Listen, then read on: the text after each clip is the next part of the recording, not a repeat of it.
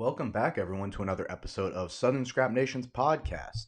Your host, as always, Daniel Jonas, here on February 2nd. It's a Thursday, 2023, Charlotte, North Carolina, around 1 p.m. I hope everyone is doing well. Here I am. Today, obviously, we'll be talking about a little bit about the last UFC card, but we'll mostly just be going over what's going to be happening this weekend with Derek Lewis and Sergey Spivac in the main event of Fight Night. And we'll go through that card. There's some pretty good fights and then some pretty not known names. But the reason being is the fights are at 1 a.m. Reason being, I have no idea. I don't even know where they are. But they're at 1 a.m. in the morning. So if you can stay up for that, good on you. I'm probably just going to catch them in the morning. But before we get into all of that, let's go ahead and, one, you can follow all my socials and everything at Southern Scrap Nation, as well as going to the website, southernscrapnation.com. If you're looking to train, I'm here in Charlotte, North Carolina. I take one-on-ones as well as group classes in my gym. I work with fighters as well as everybody, kids, adults, anyone that's looking to develop a skill, have a new fun way to exercise, or just learn martial arts. You can catch all that, Southern Scrap Nation, Instagram, Facebook, all above. On top of that, we have our fighter Xavier Lundy fighting next weekend in Myrtle Beach at UBG, Underground Battlegrounds or something. Promotion put on to by Derek Brunson, who is UFC, fighter, middleweight contender, as well as Wilmington local. Lives in Florida, trains in Florida. All right. So, you know what? This is not doing anything for me, so I'm going to go ahead and... All right. I thought I was going to be able to hear myself with that. Turns out I can't. Let's go ahead and look at some news real quick. We can also talk about the last UFC card. Congrats to Jamal Hill for doing it in Brazil, getting the championship. Kind of botched that card. It's not the reason why I didn't talk last week. It's more the reason why... No, there was nothing last week as far as cards go, so I didn't really talk about it.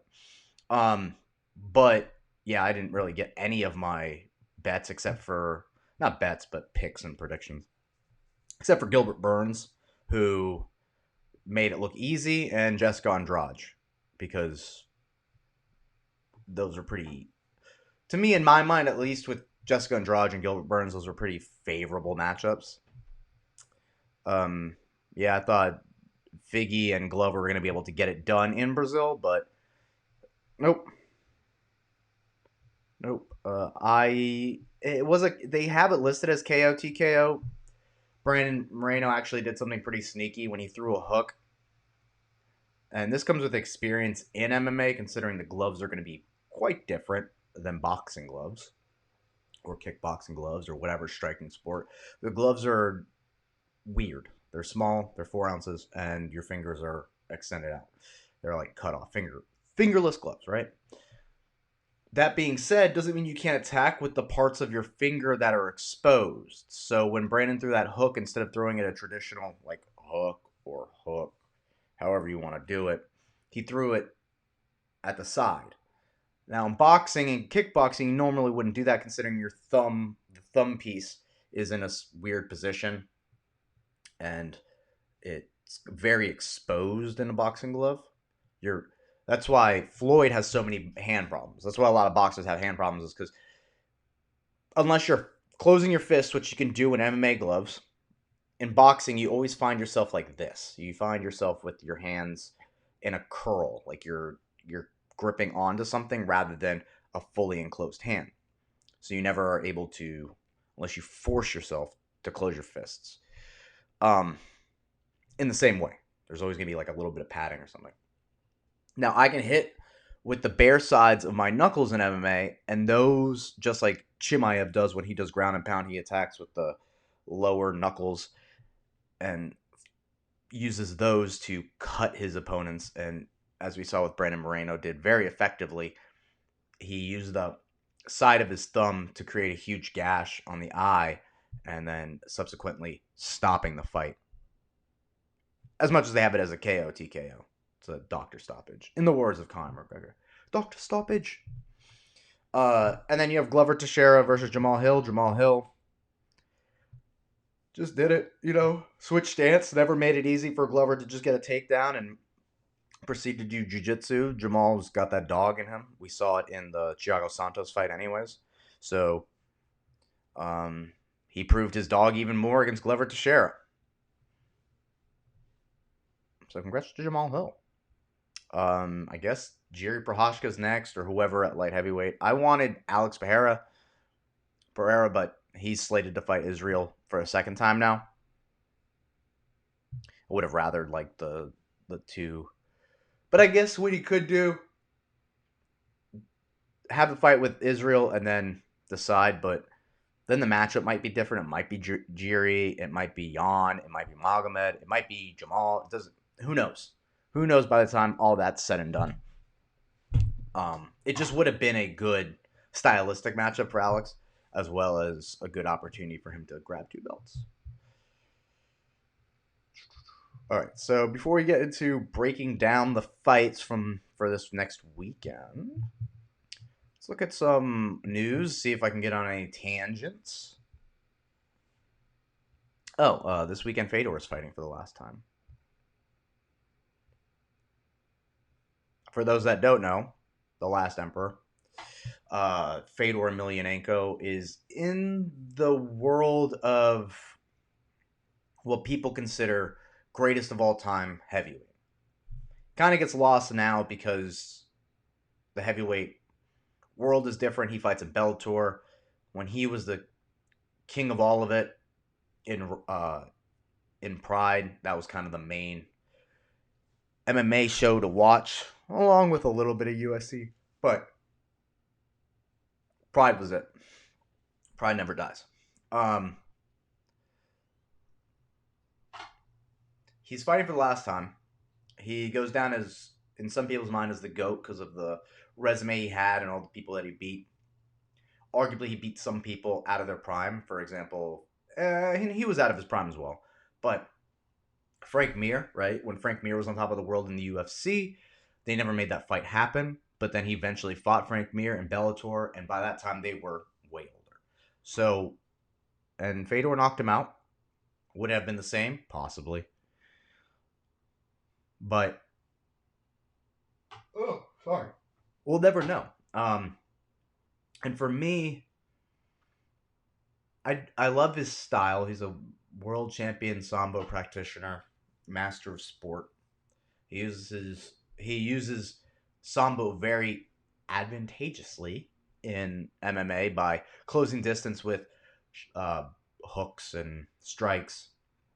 And then when you eventually collide, as heavyweights do, into a body lock or over-under position, he's got traditional Sambo takedowns, upper body takedowns that he uses to take opponents down and either submit them or use ground and pound. The one thing about being a heavyweight is it doesn't take a lot of, even being an undersized heavyweight as he is, it doesn't take a lot of power, at least from him, to be able to deliver devastating shots and knock most fighters out. Where I don't think he's the greatest of all time is because heavyweights, when Cain Velasquez became the heavyweight champion, there was a shift in the way heavyweights were looked at. Before it was who was the biggest, most powerful guy. We're kind of getting back to that. I think John's going to flip the script again. But then there was like this resurgence of, and Derek Lewis is actually to piggyback on this weekend's coming fight. There was a shift where heavyweights it wasn't about who was the biggest, for example, Brock Lesnar over him. it was about who was the most athletic and fastest. So Kane would walk around at like 240, 230. He was a lighter heavyweight, 235, 240. And his speed plus his technique allowed him to knock out knock out Brock Lesnar and other fighters that were bigger than he was.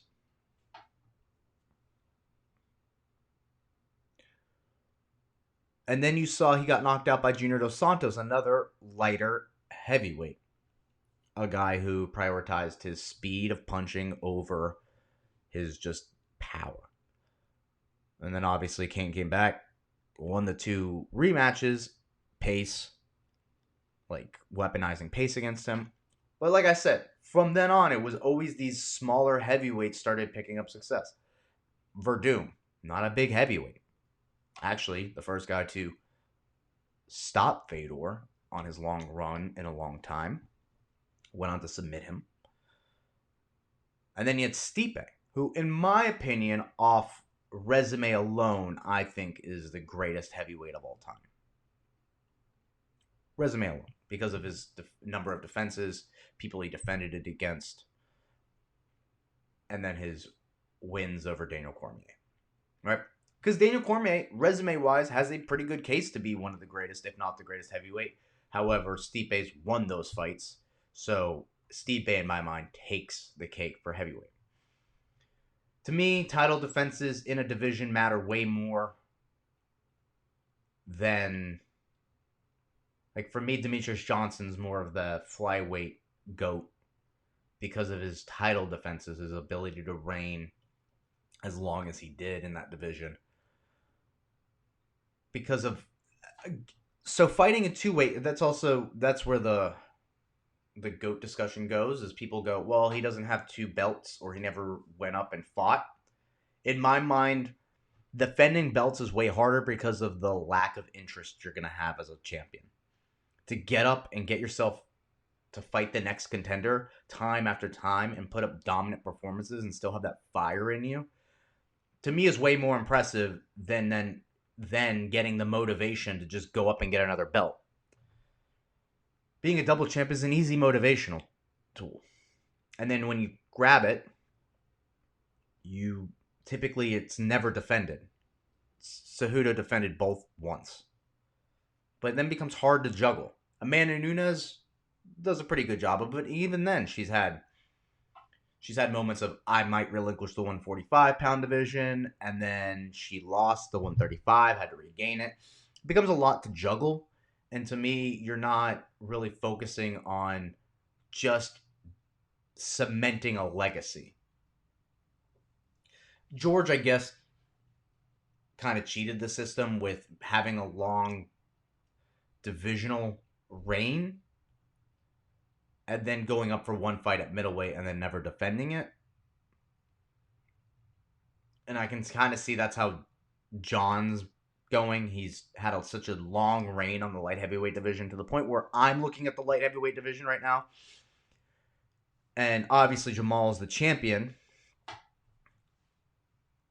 But Jiri's just recovering from an injury, so Jiri's technically... But in my mind, it's like, nothing can get... It's going to take a very long time till that division is wiped from John's... Like, has John's essence on it. Like, John's shadow still kind of looms over it. Where it's hard for me to take the division seriously, whoever has the belt. Because at one point, Glover had it for a little bit, right? Glover had the belt, and we all saw what John did to him.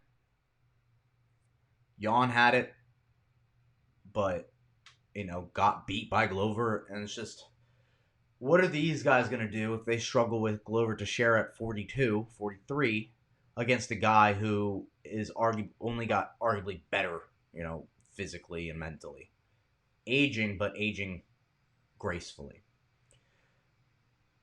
People want to talk about the ring rust of John, and there's always that. But a guy with his mentality, to me, it's not ring rust. It's just a guy who hasn't put his body through the ringer for the past couple of years and allowed himself to heal. I think it's more dangerous, to be honest. So that's why in my mind Stipe is a little bit more of a goat than Fedor. But it's gonna be fun to watch Fedor fight.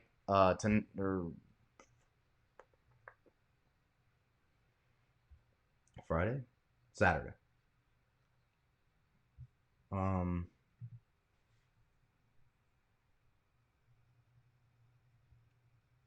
I'm probably gonna watch Fedor over wait until 1 a.m. to watch Derek Lewis. I'm just saying, who is he fighting? Ryan Bader. So it's a pretty good fight. It's two names fighting each other.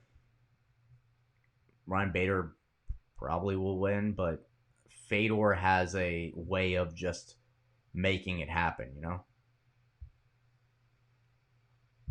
Let's look at this morning report. Aljamain Sterling says he's fighting Henry Cejudo in May, might move up afterwards. I don't know what Henry Cejudo does for you at 135. Doesn't really make any sense to me. The TJ fight was, TJ fight. It's more on TJ than it is on Aljamain Sterling for the performance that TJ had.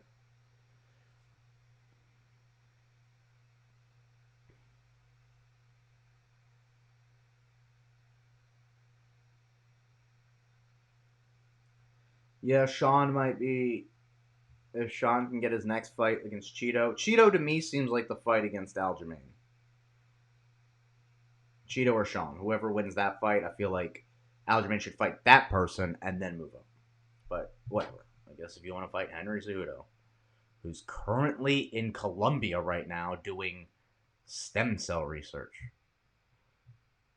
And he's back in the testing pool and we're doing stem cell research. Also,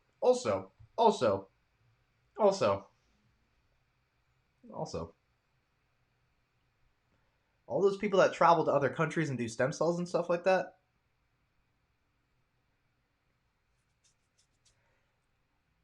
Hey, not now, but sometime in the future, when testing gets better, we'll see. You want to say it's all stem cells and stuff like that. All right. All right. Hey, all right. We'll see if it's all microdosing, something. And I'm not talking about psilocybin or anything like that. If anyone has a question of what I'm trying to imply or just or talk about, go to Joe Rogan and I think it's GSP.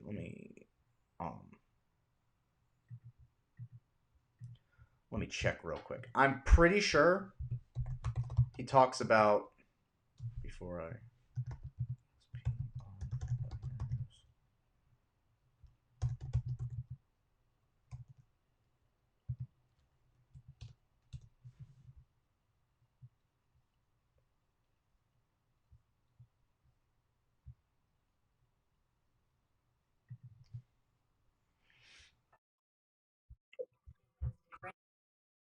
hold on.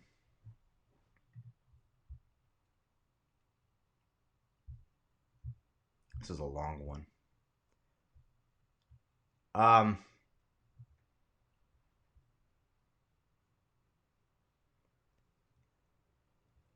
You can't make accusations. But if anyone's wondering, it's this clip. Can't make any accusations. Joe Rogan, GSP on steroids, and Johnny Hunter. You can't make any accusations of steroids if you have no evidence, unless you're Nick and Nate Diaz. But he goes into detail about fighters going to other parts of the world and doing like gene therapy, essentially. I don't know how much of that's true, but when I see fighters travel to other parts of the country or actually other parts of the world where USADA has no jurisdiction, I put a flag in the air. When you see fighters that train outside their homeland and they go to places that USADA has no jurisdiction, put a flag in the air. Love Thailand, guys. I love it. It's a great country. But I put my flag in the air because there are things that you can get over the counter there that you cannot get over here. All right. And if you cycle through something, I don't know how long it takes for a cycle to go through. I'm not more plates or dates or whatever. But I feel like there's shortcuts being taken because when you have something like USADA For example, when people when people go to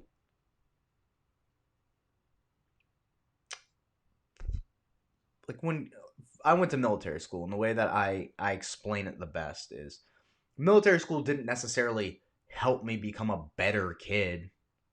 Right? Obviously, there are things from military school that I took, and there are things that they had. They're good learning points and everything, character development in a way. But it doesn't necessarily make you a better person. It just helps you not get caught with things. That's the way I like to say it. When there's so much of an authority figure watching over you, it's not that you stop doing those things that are you're told not to do. It actually just helps you learn how to navigate those stricter guidelines and find loopholes or find ways to exploit that system. I'm not saying every fighter's doing that, right? Some people just like training in Thailand. I totally get it. I wasn't over there for like steroids or anything like that, so I totally get it. However, not now, but sometime in the future, there will be something that comes out about somewhere or something. And when I see fighters go to this bio accelerant place,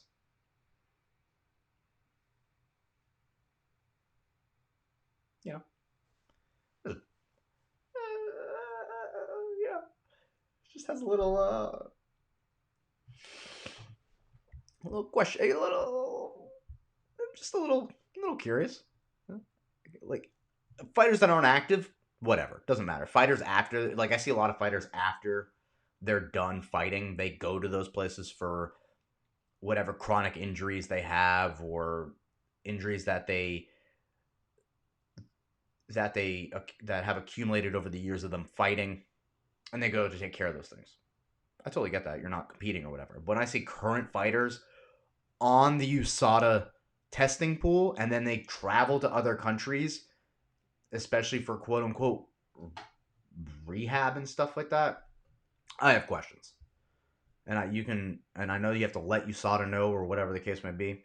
I have questions.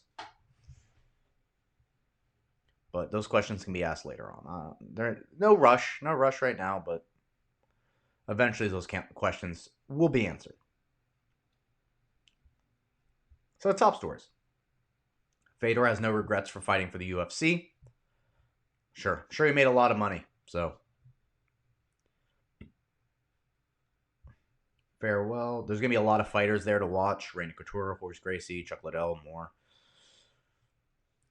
He's a fighter's fighter, so people have, like, fighters have what a fighter's fighter means is fighters have the respect, or he has fighters' respect. So to you, it might not be a Conor fight, or to the casual, it might not be a Conor fight, so it means nothing to them. Or it doesn't mean anything to Conor fans or casual fans. But every fighter's fighter knows that this guy has done so much for the sport at the heavyweight division and deserves the utmost respect. Also, leaving with one of the coolest fight names. What happened to all the cool fight names? Should do a whole episode on that. What happened to all the cool fight names? The Last Emperor. What a cool name. Shogun Hua. What a cool fucking name. No more cool fight names. Sugar? We already have a Sugar. We already had Sugar Shad. That's like copied names. I don't know. There's no more cool ones. That's all I can say. Alexander Volkanovski doesn't want to hear excuses about no Khabib Nurmagomedov after he wins UFC 284. I mean, whatever. Tough. So this is something that came into the recent news. Conor McGregor's return with Michael Chandler. Possible. He might do the Ultimate Fighter season because he posted something about, like, what a great thing the Ultimate Fighter pictures were, and everyone's like, oh my god, is he doing the Ultimate Fighter? No, man. This guy just might be reminiscing on a night of, fun. Fun with the lads. But Michael Chandler shutting down any talks of Conor and Tony. So which matchup do I like better? Do I like the Tony or do I like the Michael Chandler matchup?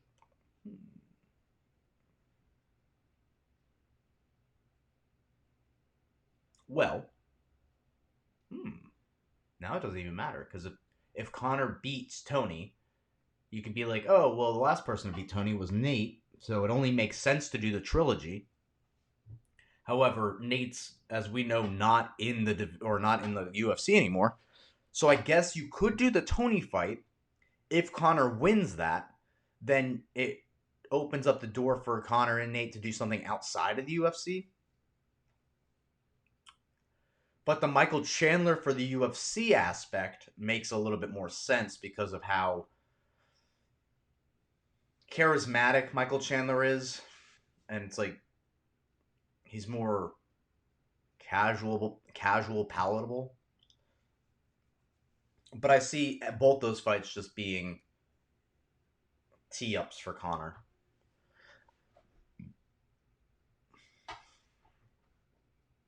If we get the same Conor as the Eddie Alvarez fight, I mean, to have...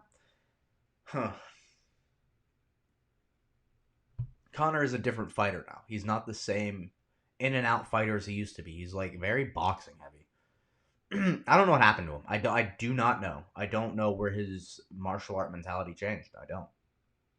Used to be kick heavy. I mean, shit. His last knockout against Donald Cerrone, head kick. So I don't know what happened. I don't know if it's the weight gain or whatever that doesn't make him feel as in and out, but I don't know.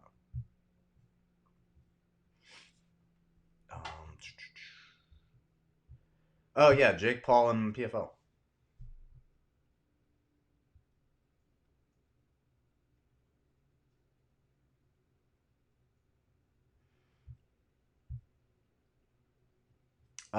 Yeah. So another big thing that happened in the news: Logan Paul and KSI have a sports drink company called Prime.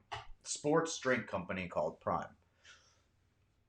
I've seen some stuff about it. First, I hear it's super popular in the UK, like something crazy. Like you can't get it, so I mean, people pay out the ass to get like that drink.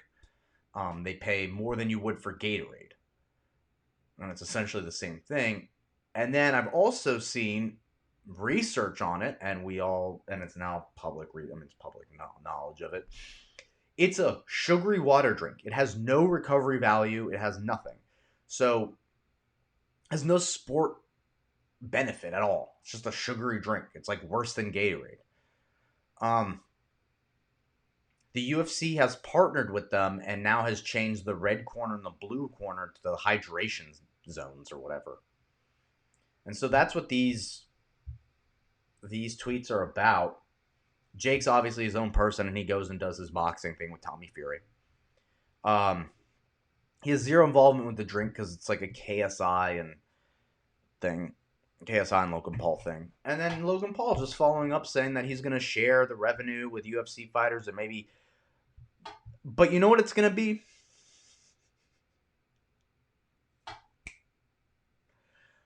It's going to just be another bonuses. It's going to be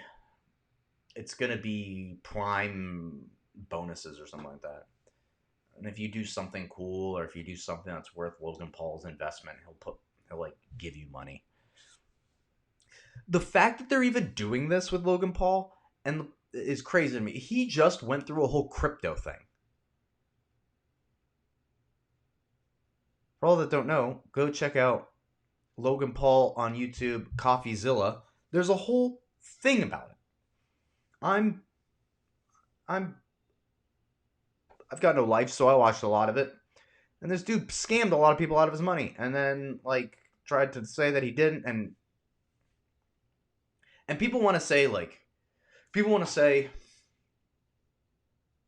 or people want to point the blame, like, oh, it was this guy, or it wasn't Logan, it was this other guy, and it's like, listen, if you're getting into crypto and then trying to get other people to buy into it, You're like Bernie Madoff, or yeah, you're like Bernie Madoff, but dumber. The guys at Enron had a more complicated scheme going on than any of these crypto things. So I'm more on the fence of scamming. I'm more on the fence of like the scamming law of like if this kind of stuff gets you, you deserve to be scammed because it's not complicated. The FTX stuff is not complicated. It's a pyramid scheme. NFTs are a pyramid scheme. And they're not complicated pyramid schemes. So when you see someone that gets into this stuff all of a sudden, quick cash now kind of idea, just know it's got no quality and it's meant to burn you and make them money.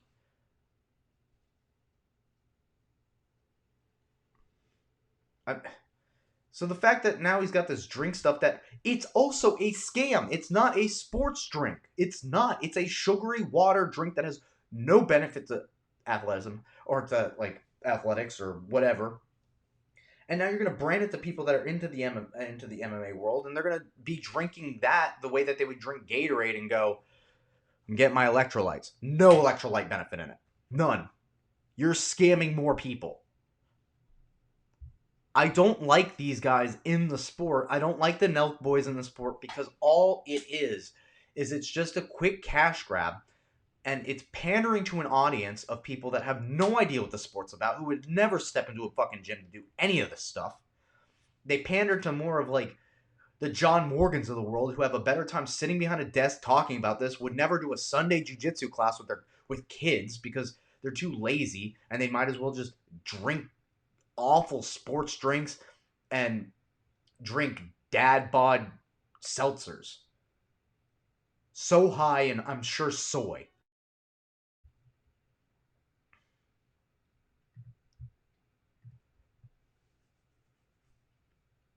And then and it's mixed martial arts. This is why Bellator and this is why ONE FC, even though they're 300 million more than the whole, ONE FC, PFL, in my mind, are the way to go if you're a professional fighter.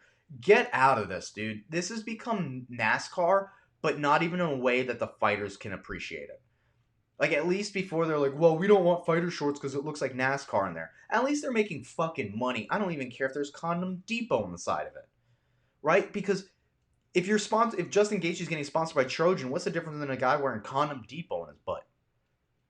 It's the same thing. It's just that a guy that you don't want making money is making money. It seems like a very World Economic Forum way of thinking. Oh, that guy's drinking a Coca-Cola. He shouldn't be able to have the same Coca-Cola I have. Give me that. I should have everything. So now you're bringing in these outside sponsors that clearly the UFC older fans don't like and don't want, but somehow to pander to this younger crowd that's not going to pay for the pay-per-views. Dana, who are you doing this for? 20-something-year-olds in college that aren't going to pay for pay-per-views? Hell, 30-year-olds aren't paying for pay-per-views. And then you're going to raise the price of pay-per-views expecting that like all this partnership's going to play. No. And then you're going to slap your wife in and bring in slap boxing. Dude, your company is going to die. Just keep it going. Keep it going. Or it doesn't and it succeeds, and then that's just a point to how this society is crumbling. But I don't do videos on that anymore. Unless you guys want me to, then I'll talk way more about how we're at the end of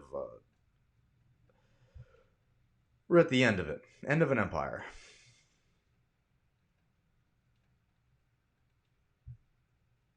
To be honest, this is really just what I want.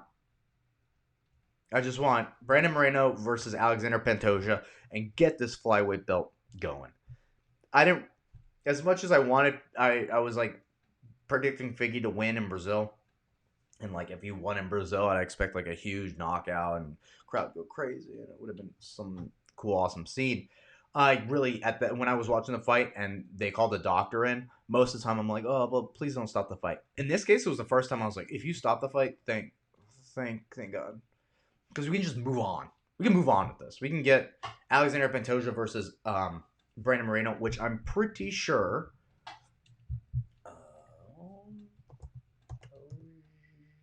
Pantoja versus Moreno.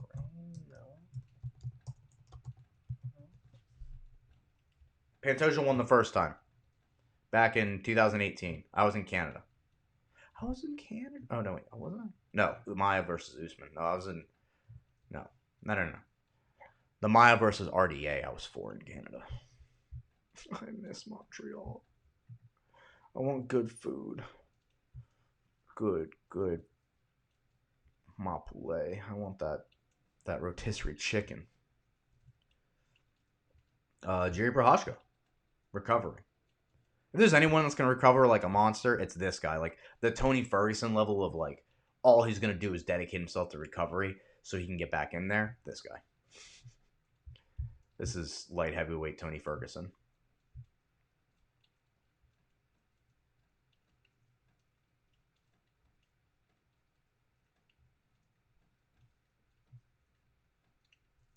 Raisin. Okay.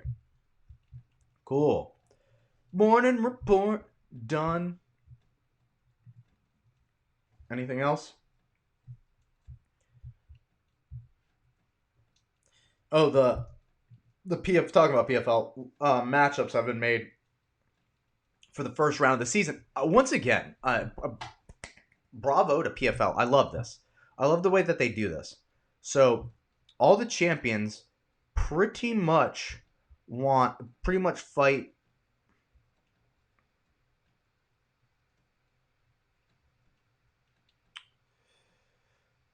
So like they pretty much not fight the like the champ fights the champ from the last season fights I think the person with the least amount of points from the season before as well. And since Marlon Moraes and Shane Burgos didn't fight, like they get put against the guy that won the title in the last fight. I love that, dude. I absolutely love the way the PFL is going about it.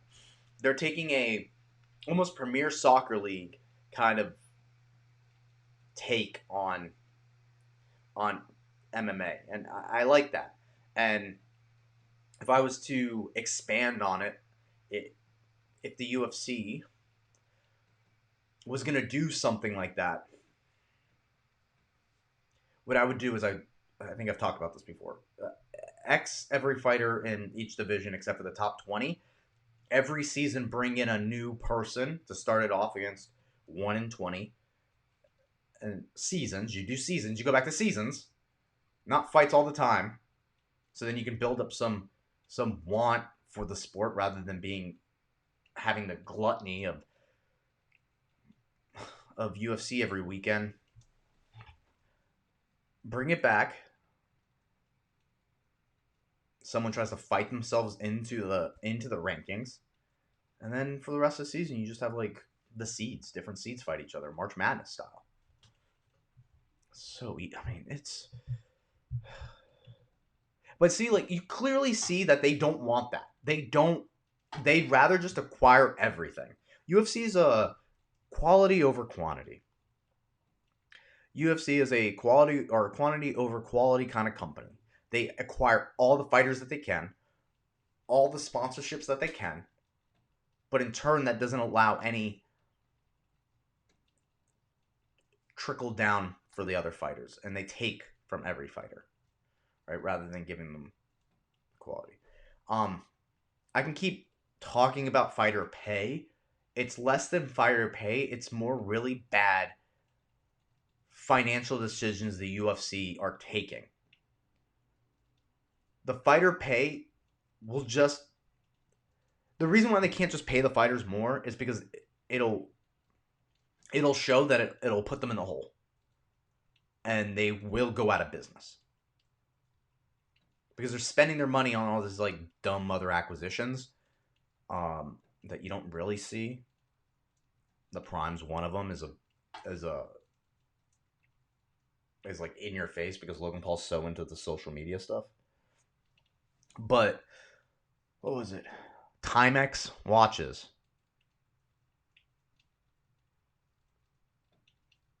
If I could do a poll, I'd be like, who owns a Timex watch? I think they're now into Manscaped too. It's like, I get Manscaped, whatever, but you want to know where all the money's going. You want to know where all the money's going.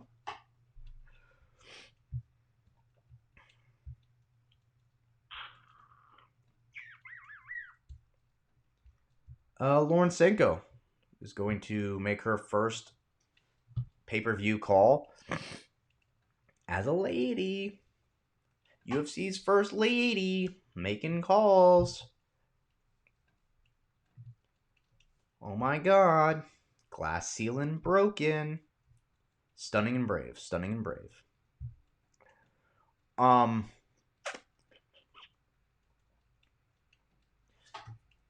Derek Lewis looking great before his fight. Probably cracking 240. Did a lot of running. Did a lot more cardio. I don't know if necessarily that's going to help. I don't know.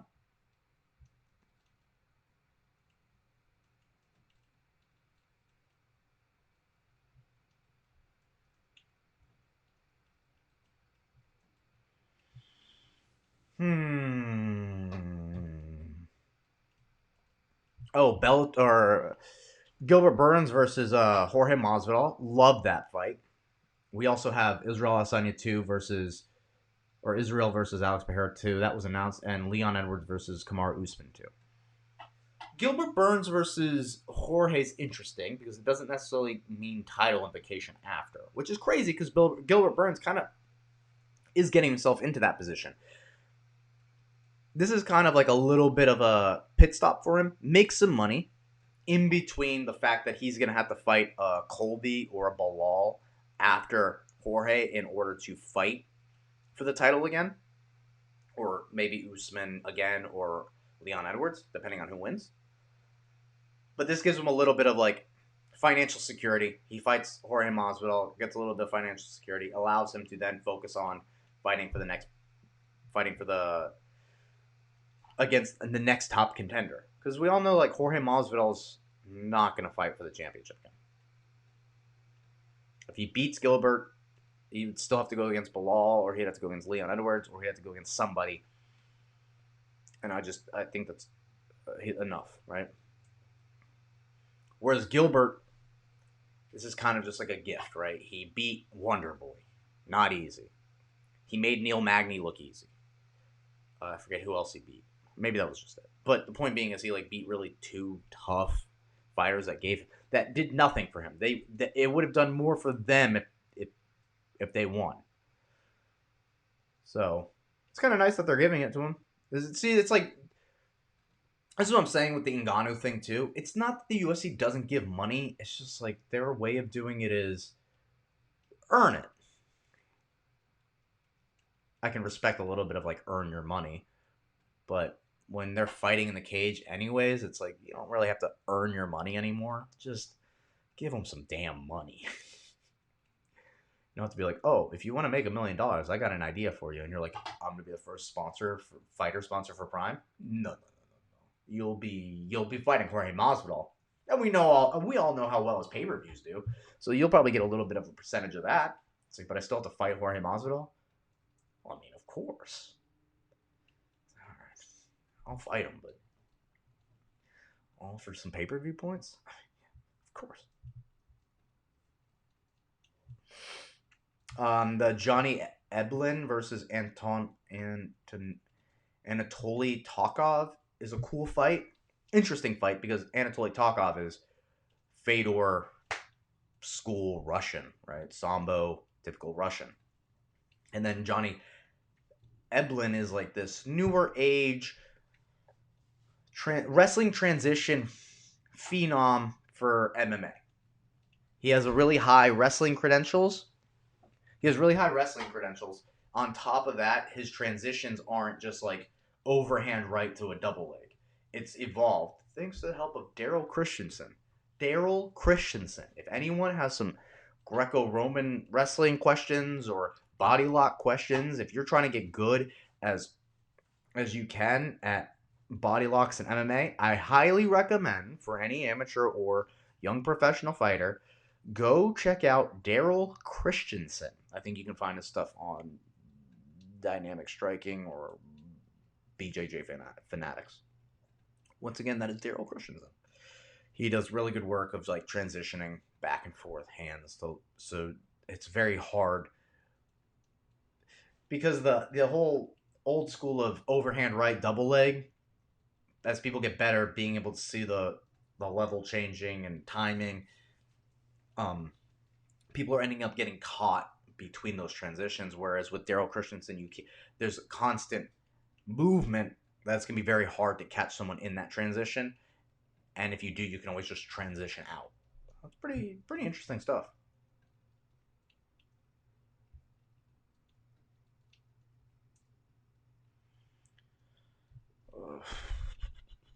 All right, BJ Penn time.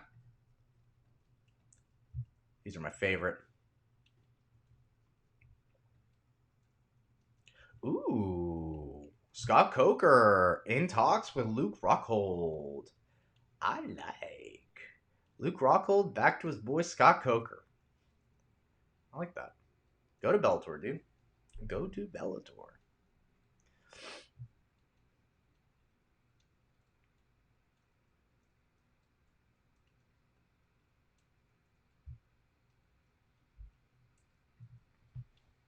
Say you're a shill for the UFC without saying you're a shill for the UFC. Go. Anthony Smith can't get enough of Dana White's Power Slap League. Shares excitement for pay-per-view event. I will pay it. I don't care how much it costs.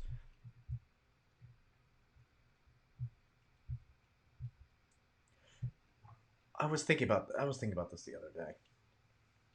Whenever you watch like people do interviews on shows, like a Joe Rogan, for example, I gonna make an ass out of you and me potentially. I assume that they may say some things before the interview, like off camera, especially if there's like controversy or something surrounding them. Like, hey, let's not talk about this. And with those kinds of shows, since like this show, for example, since it's not live, I guess you could just get it cut out, so there's no point in bringing it up. But if you're on a live show and someone goes, let's not talk about this, talk about it. For the love of God, bring it up and make them uncomfortable. Please. You want to flip scripts, you want to make money, do that. Don't ever let anyone dictate your life, and don't ever kiss anyone's boot. So when you see stuff like this, Anthony Smith, who fights in MMA, go, I'll do anything, right? To watch Power Slap League. When it's clearly a lie, and he has to say it through his teeth because someone pays his bills. Don't be that person. Be your own person. Now, he may really like Power Slap, and in that way, clearly he and I don't have the same taste in things. That's fine. But to say some statement like, oh, I can't get enough of Dana White's, or I can't get enough, I will pay for it. I don't care how much it costs. One, your talking point for Dana White saying you're going to pay for pay-per-views. We know UFC fighters don't pay for pay-per-views unless they're on it. No, that would make sense. Especially since they're not making any money. And if he is paying for that, it's like, dude, that is clearly a Dana White like say this line.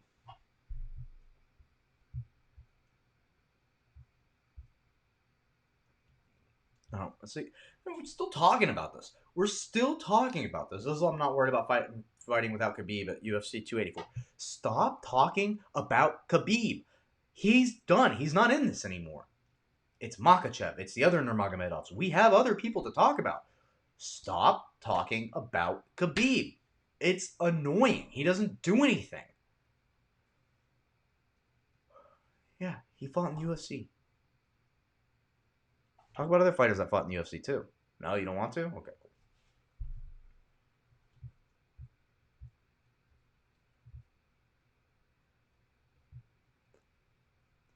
This is my problem. Eddie Hearn confirms talks underway with Francis to make Anthony Johnson clash.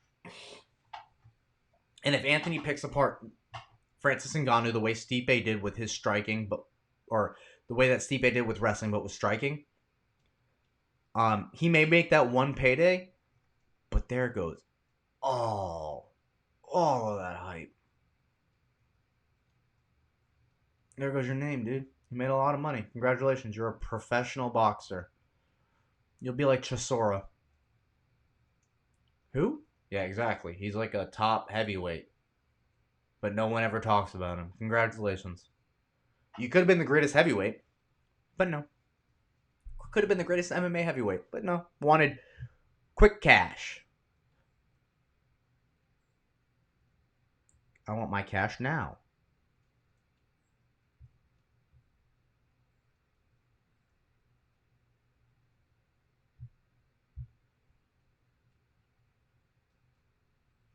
See?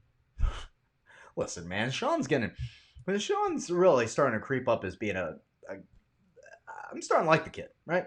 I say kid, I mean he's as old as I am.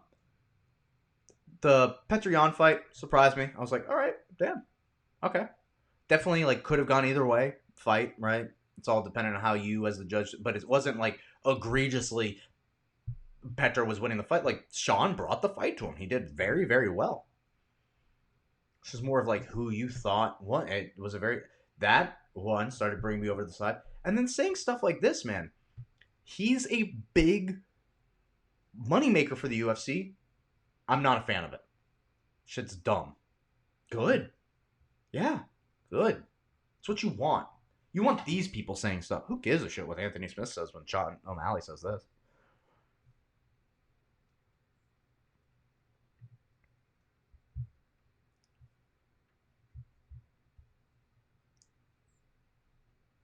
Oh, you're going to Colombia too, just like where your next opponent went.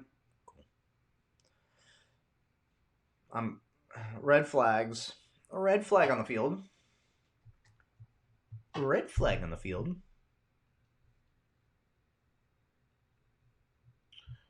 Okay. Let's time to break down these fights, baby. So I'm gonna be 100 with you. Probably not even gonna talk about these prelim cards. They're all shadow people. Oh no, these guys have some. Those are colored in shadow people. They're all like Dana White Contender Series or no, wait, what was it? They're from the. Oh, that's what this is. I think they're from. What were they on? The road to UFC tournament finals are set. This is what it is. The road to the UFC tournament. It's a Asian Dana White Contender Series sort of thing. It's a bunch of fighters, and they all like. I guess they're flyweight, bantamweight, featherweight, lightweight, welterweight fights. Well, no, not this one, but these. I think these are all the finals. So whoever wins this, I don't know what it means for them, but they win. On the road to UFC or whatever. I guess they get a UFC contract. Where's this fight taking place?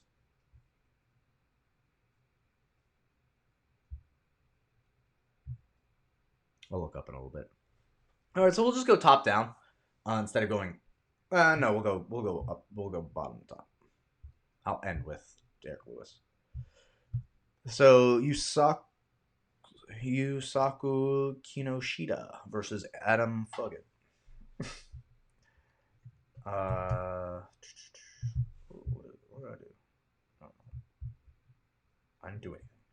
Give me 1 second. I'm going to look up this dude's. Yusuka.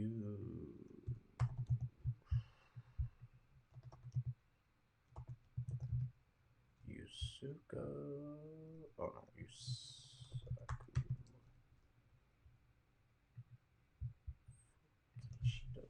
Tishida.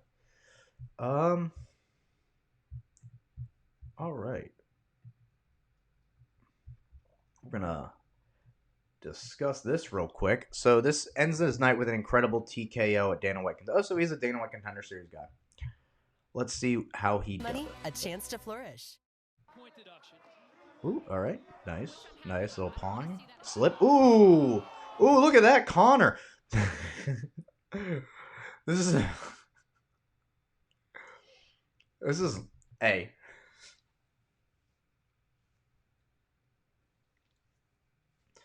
Okay, so on a technical aspect, let me break this down for you. This is Conor McGregor 1.0. Or like, this is Conor McGregor. Okay, so he's throwing the left hand. Can I even see this? Get this thing out of the way. He's throwing the left hand. This guy's got his foot on Yusaku's foot. So Kinoshida's going to be able to pull. And he gets that read, and he parries. Parries a good job. He throws the right hand. You parry. You move to the same side he just threw. Right? You move to the side that they just threw their punch because they have to reload and refire. Now, look at the foot placement this time. Now, this is a dead concept of like inside foot. It's all about the foot placement of southpaw. Not even that either. Kinoshita has top hand control, which is what Conor does. Top hand control. And foot on the outside. Using the top hand control, he gets him to throw his left. See? Just through that top hand control, he can frame. And all this space. Alright? That's what Conor did. He would touch your top hand. And touching your top hand only elicits the response for someone when they don't. This guy thinks he's cheeky. Because he's like, oh, I'm going to give him the look of the left hook first. Instead of just like, oh, he's getting me to bait, so I'm going to throw the top hand. I'm going to throw that hand. No, dude, he throws the hook. You'd only throw the hook if he's taking a step to your right or to your left.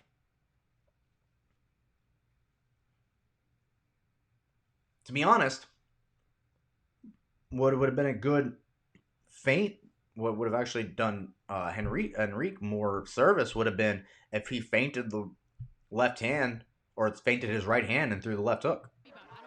Kind of like Jan Blachowicz. But this is classic Conor McGregor. I mean, you just touch the top hand until they plant. He's only throwing the left hook to throw his right hand.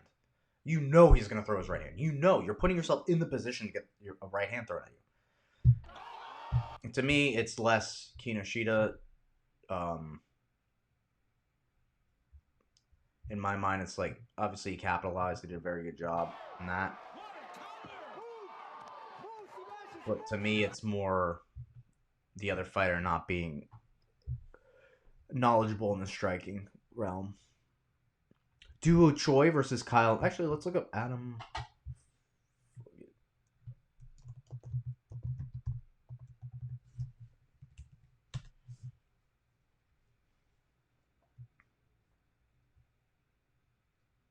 Hmm. 3 years ago. I think, yeah. It looks like he may have lost his last fight.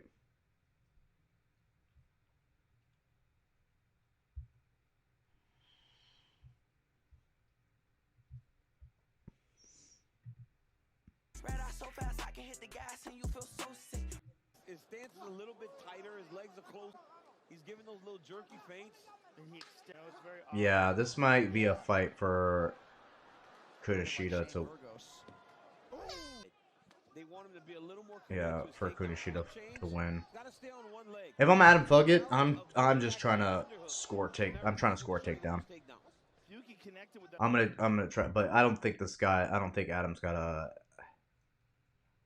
I don't think his striking is gonna be able to pull that off. Sadly, you know. USA. Duo Choi versus Kyle Nelson. Kyle Nelson When was the last time he fought? Jai Herbert. Lost to a decision. Why does he sound familiar? Colin Nelson, 13 wins. Yeah, he's been fighting for a while. See? See? I'm not. Yeah. He's been in the UFC for a while. Since, Holloway. I lost to Diego Ortega. I mean, just based off his record, Doo Choi might be a lot. But same age. I don't know. I like Doo Choi. I've been a fan of his. But they're kind of this. I would say Doo Choi. Yeah. Then you have Blagoy Ivanov versus Marcin Tybura. This is actually a really good fight at the heavyweight division, just because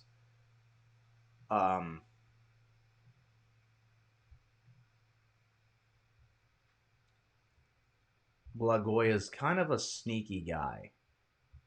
He's like got a win over Ty. He's got a win over Ben Rothwell. And they're all decisions. This guy can take a hit. And that's the thing about him. He can take a hit. He's where Justin Gaethje's from. He was a champion there. He beat, actually, bring it all the way back, he beat Fedor in Sambo.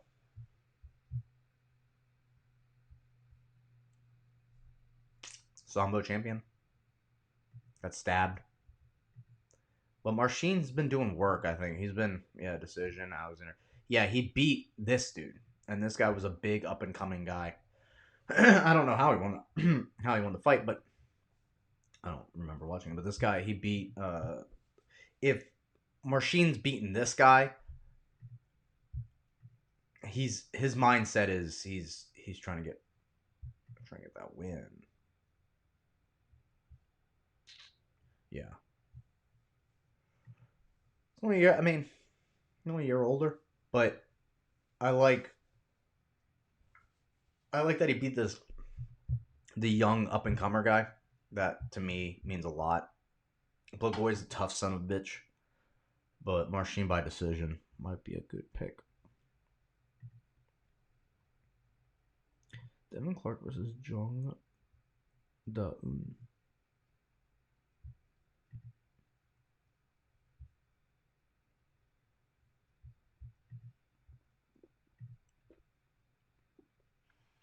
So that Mike Rodriguez knocks him out, submitted that guy.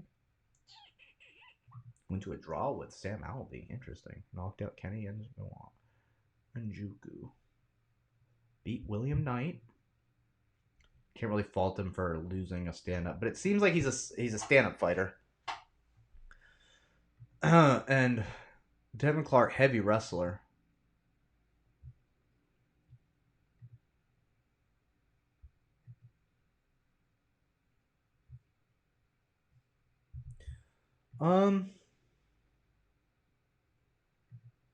Might be a good fight for Devin Clark. If Devin Clark can take Jung down, good fight for him. If he can't, then Jung might just piece him up. Like, it's classic wrestler versus striker, or grappler versus striker situation. Maybe Jung. I don't know. And then Derek Lewis versus Sergey Spivac. I think Derek Lewis. Obviously, Sergey. I watched his Greg Hardy fight. I mean, he's very impressive. I mean, he's beaten Ty. He's beaten a lot of those guys. He knocked out Augusta Sakai. Knocked out TKO'd them.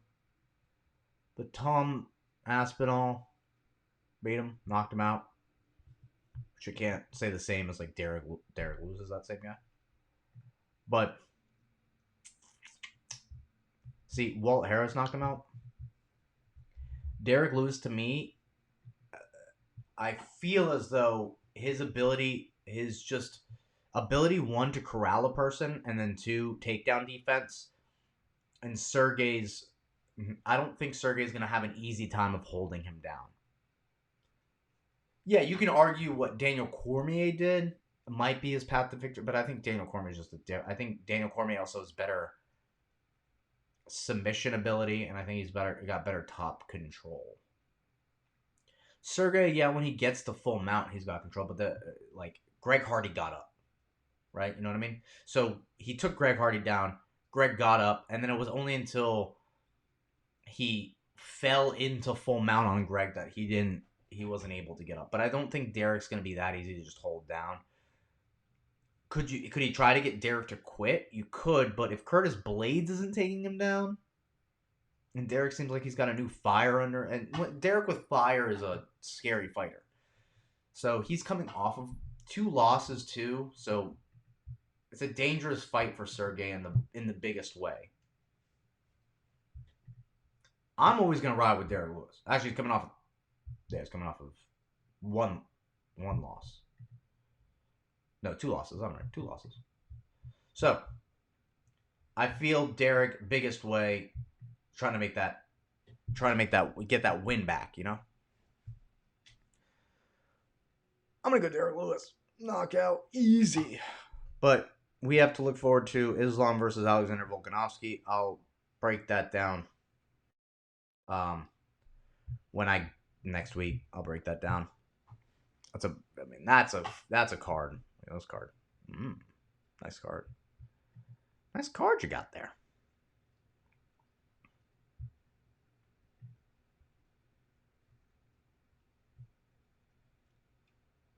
It's a nice card. All right. Well, that's all I got for you guys today, and gals. Like I said, if you'd like to come train with me, SouthernScrapNation.com for more. You can follow me on all my socials, Southern Scrap Nation, Daniel Jonas, if you want to find me there.